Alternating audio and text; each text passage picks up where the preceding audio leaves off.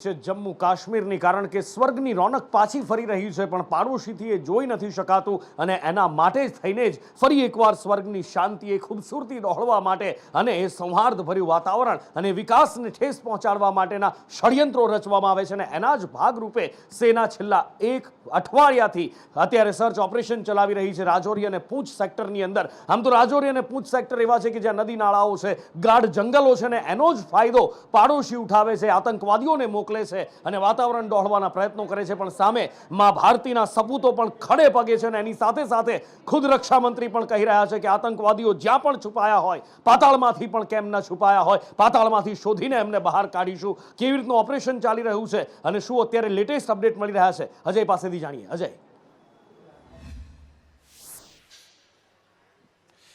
देखिए, निश्चित तौर पे जब से हमारे 5 जवानों ने राजौरी पुंछ में अपनी जान गंवाई है, तब से कम जो सुरक्षा बल हैं वो एक तरह से अलर्ट मोड में दिखाई दे रहे हैं और खास करके ये ऐसा घना जंगल है जिसका फ़ायदा उठा करके हमारे सेना के काफिले पे या कह सकते सेना की गाड़ी पे हमला किया गया था, जिसमें 5 जवानों की शहादत हुई है।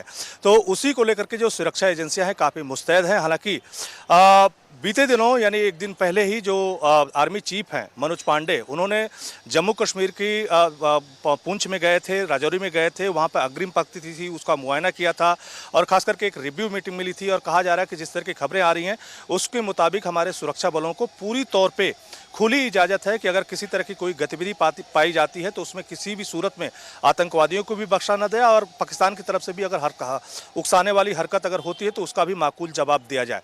और आज वही मनोज पांडे राष्ट्रपति से मुलाकात किए हैं।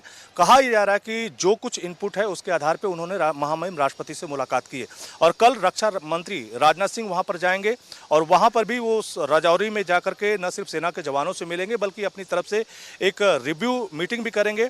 और साथ ही साथ आज उनका एक स्टेटमेंट भी आया है जिसमें उनकी तरफ से कहा गया है कि अगर जो आतंकवादी हैं वो कहीं भी छुपे होंगे, पाताल में भी छुपे होंगे तो उनको ढूंढ के निकाला जाएगा।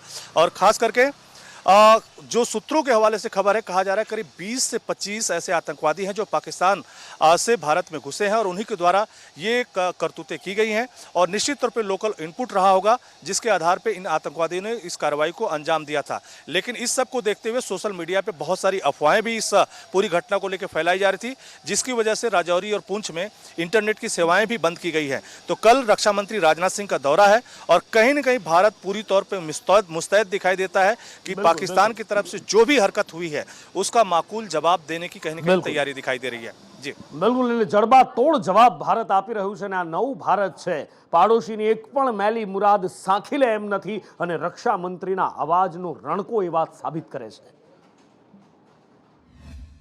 अरब सागर में हाल में हुए यमवी एंड प्लूटो पर ड्रोन हमले और कुछ पहले लाल सागर में यमवी साईं बाबा पर हुए हमले को भारत सरकार ने बहुत ही गंभीरतापूर्वक लिया है। जिन्होंने भी इस हमले को अंजाम दिया है उन्हें हम सागर तल से भी ढूंढ निकालेंगे और उनके खिलाफ कठोर कार्रवाई की जाएगी।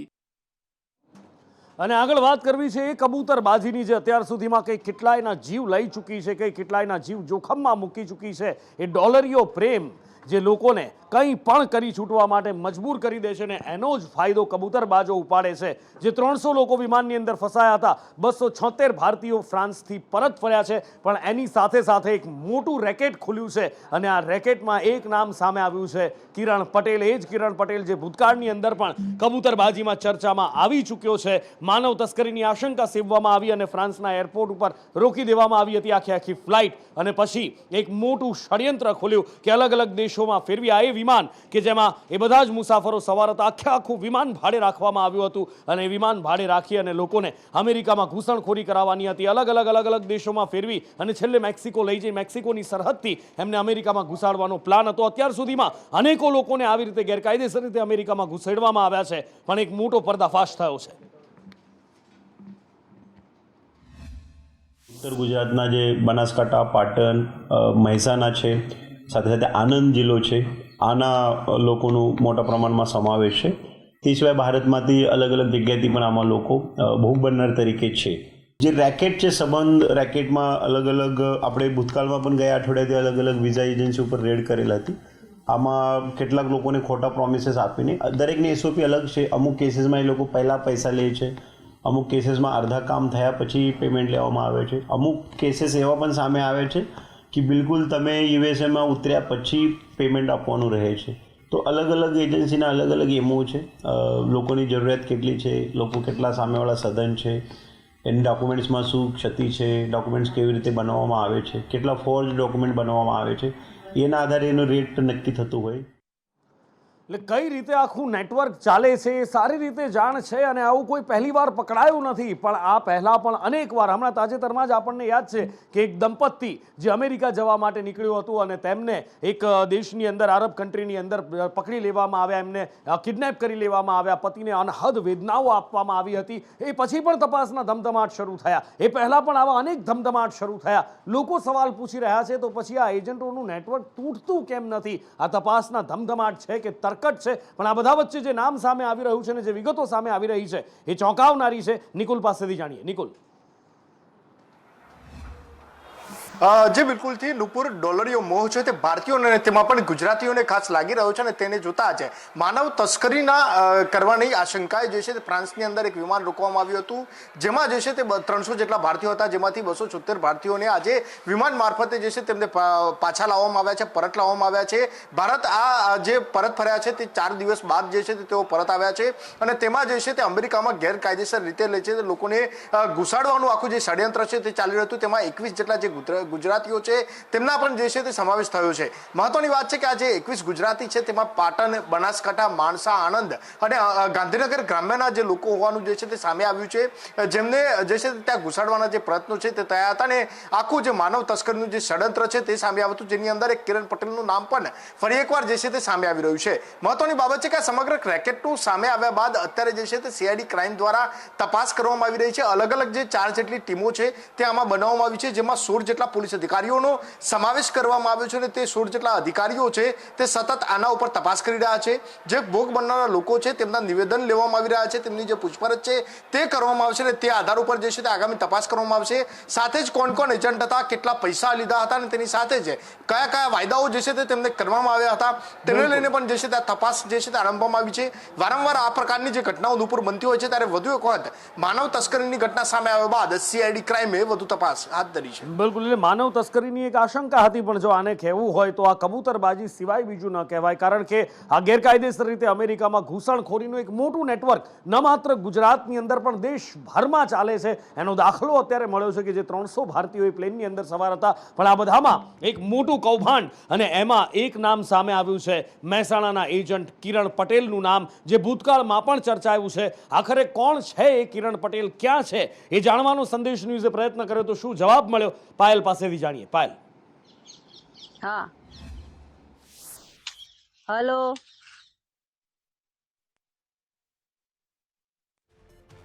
જી પાયલ.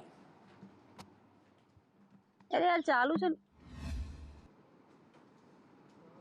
અત્યારે હાલમાં નામ સામે આવ્યું છે કિરણ પટેલનું. જે કિરણ પટેલ જે છે તે કબૂતરબાજીમાં તેનું જે કહી શકાય કે કબૂતરબાજીમાં તેનું નામ ખુલ્યું છે. કિરણ પટેલ જે છે તે સારડીનો છે અને સંદેશ ન્યૂઝ જ્યારે સારડી પહોંચ્યું હતું ત્યારે સારડીમાં તેનું ગામ જે છે તેનું ઘર છે ત્યાં આગળ ઘરના તાળા મારેલા જોવા મળ્યા હતા. જ્યારે કહેવાય રહ્યું છે કે જે ગામજનો દ્વારા જાણવા મળ્યું છે કે વર્ષોથી કિરણ પટેલ જે છે તે પોતાના જે માદરે વતન જે છે તે આવતો નથી. આજુબાજુમાં ખેતરોમાં કેવાના ફાર્મ છે ત્યાં રોકાતો હોય છે અને જ્યારે જે ગામમાં ઘર છે ત્યાં આગળ તાળાબંધી જોવા મળી હતી, પરંતુ ગામજનો કહી રહ્યા છે કે ક્યાંક ક્યારેક આવતો હોય છે.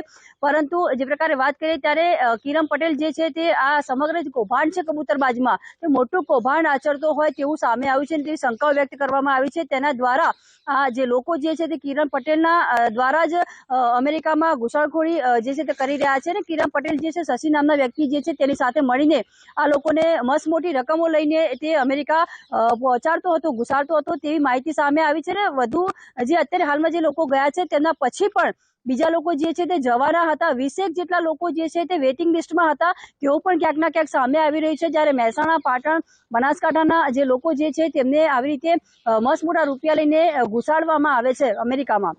જી અને આગળ વાત કરવી છે સમાચારની જે સામે આવતા ખળભળાટ મચી ગયો હતો, કારણ કે ગાંધીના દારૂબંધીવાળા ગુજરાતની અંદર જ્યાં દારૂની તસ્કરી પકડવામાં આવતી હોય, જ્યાં દારૂ ઘુસેડવાના કિમિયાઓને ફેલ કરવામાં આવતા હોય, વિધાનસભાની અંદર પીઠ થપથપાવવામાં આવતી હોય, એ જ ગુજરાતની અંદર જ્યારે ગિફ્ટ સિટીની અંદર દારૂ બારમાં પીરસવામાં આવશે અને બેસીને દારૂ પી શકાય એવી પરવાનગી આપવામાં આવે, સમાચાર સામે આવે. સ્વાભાવિક રીતે આખા રાજ્યની અંદર ચર્ચાનો વિષય બન્યો અને હવે દારૂ કેવી રીતે, ક્યાં પીરસાશે, કોણ કોણ પી શકશે અને એ પીધા પછી તમે શું શું નહીં કરી શકો, બધા જ નિયમો જાહેર કરવામાં આવ્યા છે. ધવલ પાસેથી જાણીએ. જીનુપુર ગિફ્ટ સિટીમાં દારૂના સેવન પર જ્યારે છૂટ આપવામાં આવી ત્યારથી જ ગુજરાતના કેટલા બધા લોકોમાં કોઈ ક્યુરિયોસિટી પણ હતી અને આનંદ પણ હતો.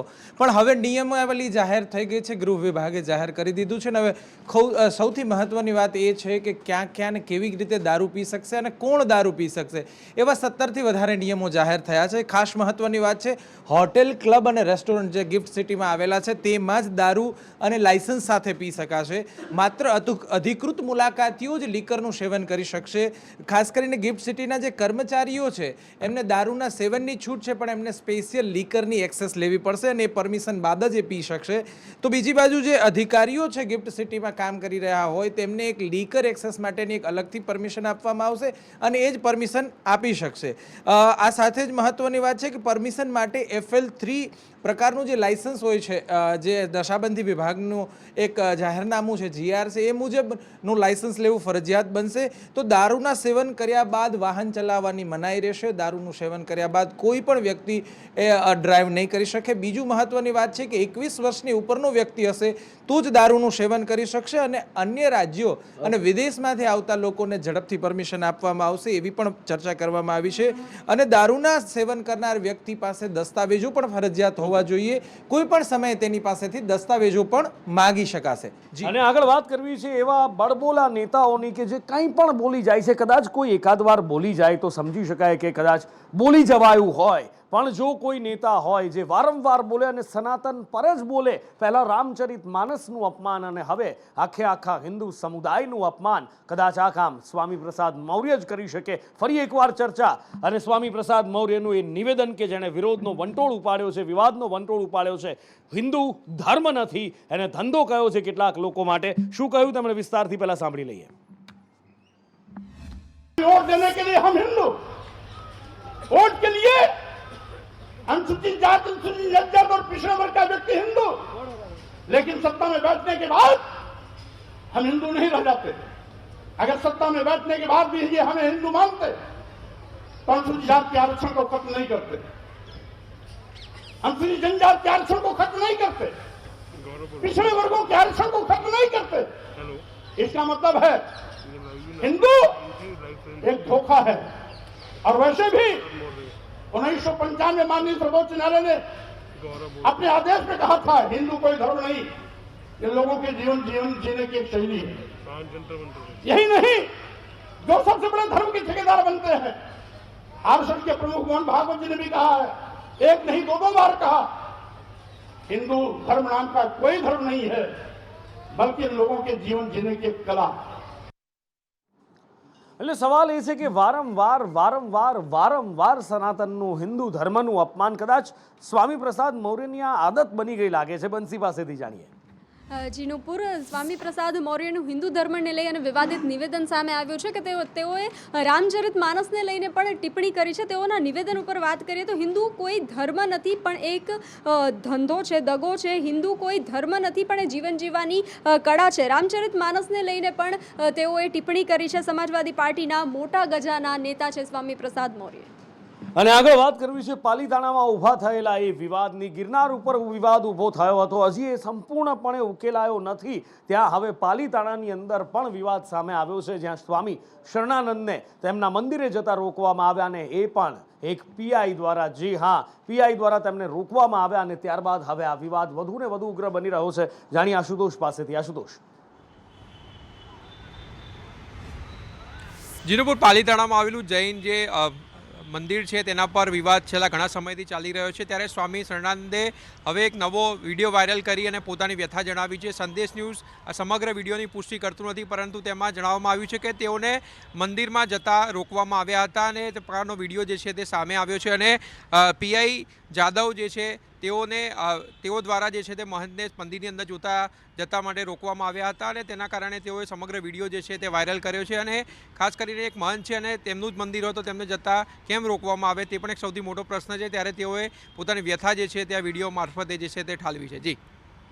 અને હવે એવું લાગી રહ્યું છે કે જાણે જંગલ ટૂંકું પડી રહ્યું છે, જંગલના નિકંદન નીકળી રહ્યા છે, એમાં કોઈ બેમત નથી. કદાચ તમે સરકારી ચોપડે જુઓ તો એ જંગલનો વિસ્તાર અલગ હોય ને ગ્રાઉન્ડ રિયાલિટી તમે ચેક કરો તો એ વસ્તુ જુદી નીકળે છે ને એની સાબિતી આપે છે વન્યજીવોના રહેણાંક વિસ્તારમાં આંટા ફેરાને. આવું જ કંઈક ઉત્તર પ્રદેશમાં પણ જોવા મળ્યું, જ્યાં વાઘનો આતંક જોવા મળ્યો હતો. યશ પાસેથી જાણીએ.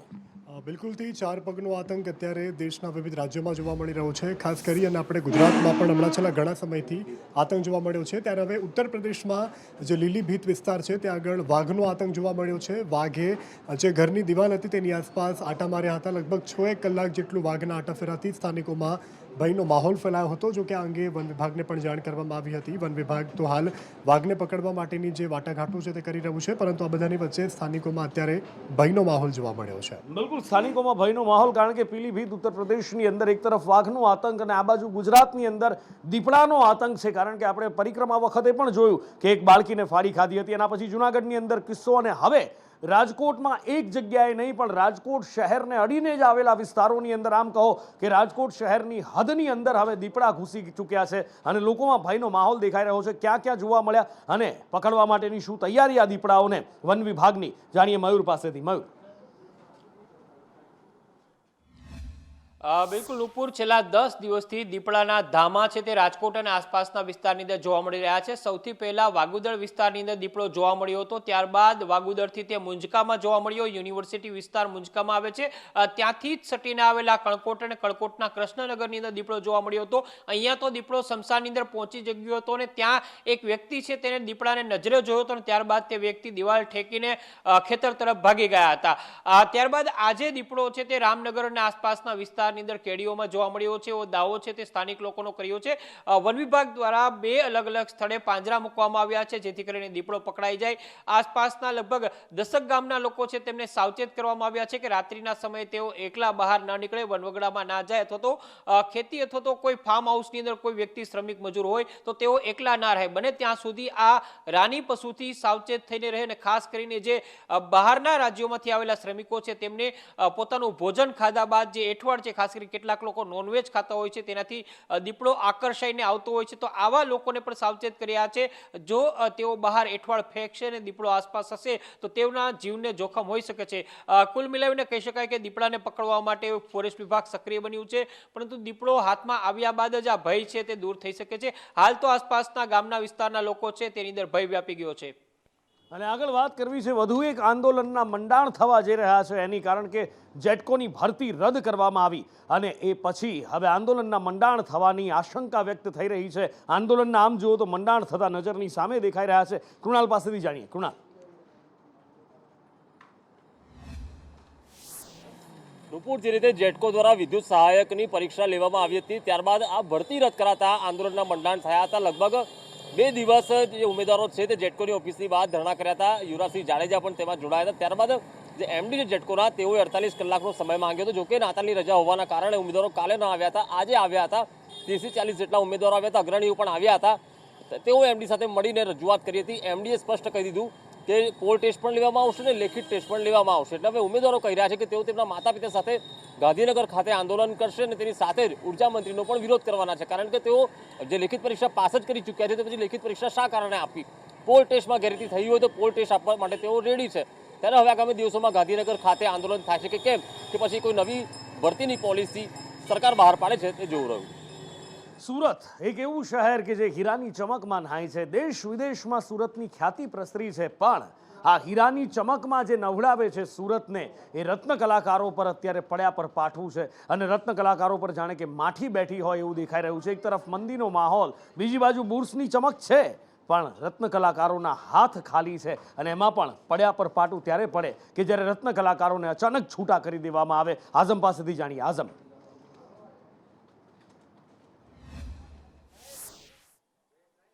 નુપુર, વાત છે સુરત શહેરની જે વિશ્વના અંદર નામ મેળવી દીધું છે હીરા ઉદ્યોગના કારણે, અને થોડા સમય પહેલા જ સુરત ડાયમંડ બુર્સનું જે વિશ્વની સૌથી મોટી ઓફિસ છે તેનું લોકાર્પણ પણ કરવામાં આવ્યું હતું. અને હવે સામે આવી રહ્યું છે કે કિરણ જેમ્સના જે ચેરમેન છે તેમના જે પેઢી છે કિરણ, તેમની એક બીજી પેઢી છે મિલન, તેમાંથી 70થી 80 જેટલા રત્ન કલાકારોને છૂટા કરી દેવામાં આવ્યા હતા, જે તમામ કતારગામ ખાતે આવેલા ક્રિકેટ ગ્રાઉન્ડ ખાતે ભેગા થઈ ગયા હતા અને પોતાની માંગ અને રજૂઆત કરી રહ્યા હતા કે એમના ઘરના હપ્તા ચાલી રહ્યા છે તો કેટલાકને ખાવાના પણ પૈસા ઓછા પડી રહ્યા છે. ત્યારે અચાનક જ એમને છૂટા કરી દેતા મિલનનો જે બીજા નંબરનું યુનિટ હતું તેના અંદર આ કાર્યવાહી કરવામાં આવી હતી.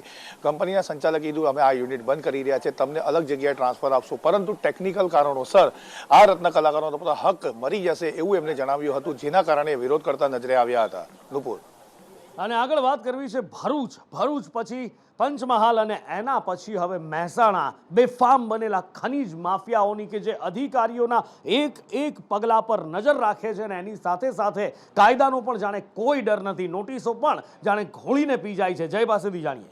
જેના ઉપર બરાબર આપે સાચી વાત કહી કે નોટિસો પણ દોડીને પી જાય છે. જે 8 ગ્રુપ સામે આવ્યા હતા મહેસાણામાંથી, જે રીતે ખાણ ખનીજ વિભાગના અધિકારીઓનું ટ્રેકિંગ કરવામાં આવ્યું હતું અને ત્યારબાદ એક વોટ્સએપ ગ્રુપ સામે આવ્યો અને એક ગ્રુપ બાદ કુલ 8 ગ્રુપ સામે આવ્યા. 8 ગ્રુપના 8 એડમિનોને નોટિસો પાઠવવામાં આવી હતી. પોલીસે તેઓને જવાબ લખાવવા માટે બોલાવ્યા હતા, તેઓ હાજર નથી થયા અને હવે પોલીસ સૂત્રો પાસેથી મળતી માહિતી પ્રમાણે તેઓને ફરી એક વખત નોટિસ આપવામાં આવશે અને આ વખતે જો તેઓ હાજર ના થાય તો તેઓને સમન્સ પાઠવીને તેઓના સરનામા શોધીને તેઓની ધરપકડ પણ કરવામાં આવશે. નુપુર, અને આગળ વાત કરવી છે કોંગ્રેસની. ચૂંટણી આવે અને કોંગ્રેસની અંદર ડખા શરૂ ન થાય એ તો કેવી રીતે બને? અને અત્યારે જે ચર્ચાના એરણે છે એ પાટણ કોંગ્રેસ છે, કારણ કે પાટણ કોંગ્રેસમાંથી મંજુલા રાઠોડને હોદ્દા પરથી દૂર કરાયા અને ત્યારબાદ એમની પ્રતિક્રિયા સામે આવી રહી છે. કહી રહ્યા છે કે કિરીટ પટેલના દબાણથી મને હોદ્દા પરથી દૂર કરાઈ છે અને સાથે જ તેમણે પાર્ટીમાં અંદરના ડખાની પણ વાત કરી અને સાથે જ તેમણે કહ્યું છે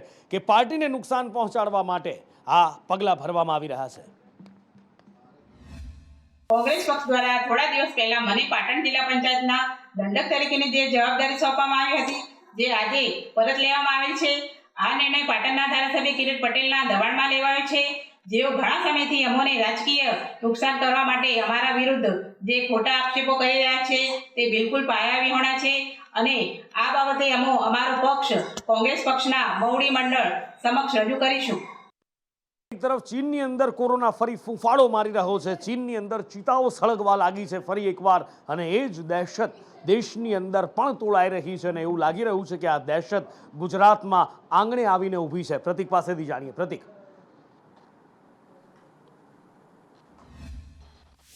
નુપુર, ચીનમાં ફરી કોરોના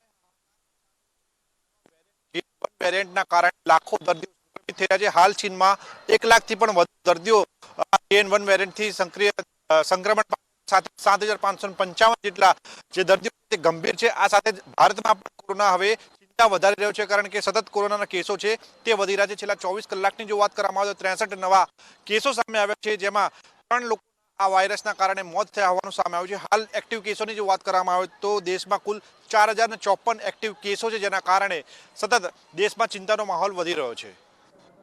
અને આગળ વાત કરવી છે રાજ્યભરમાં સર્જાયેલા ભક્તિમય માહોલની અને ભક્તોના ઘોડાપૂર જે મંદિરમાં ઉમટી રહ્યા છે, કારણ કે દત્ત જયંતિ પણ છે અને એની સાથે સાથે આજે માક્ષરી પૂર્ણિમા છે અને એના જ કારણે અંબાજીમાં હોય કે પાવાગઢમાં કે પછી દ્વારકામાં ભક્તોનું જાણે કે ઘોડાપૂર ઉમટ્યું છે. માનવ મહેરામણ દેખાઈ રહ્યું છે. આસ્થા ભક્તિ સાથે માતાજીના દર્શન કરી રહ્યા છે તો કોઈ દ્વારકાધીશના ચરણોમાં શીશ નમાવવા માટે પહોંચી ચૂક્યા છે અને આસ્થાનું જાણે કે ઘોડાપૂર આવ્યું હોય ગુજરાતના તીર્થ સ્થાનોમાં એવું દેખાઈ રહ્યું છે.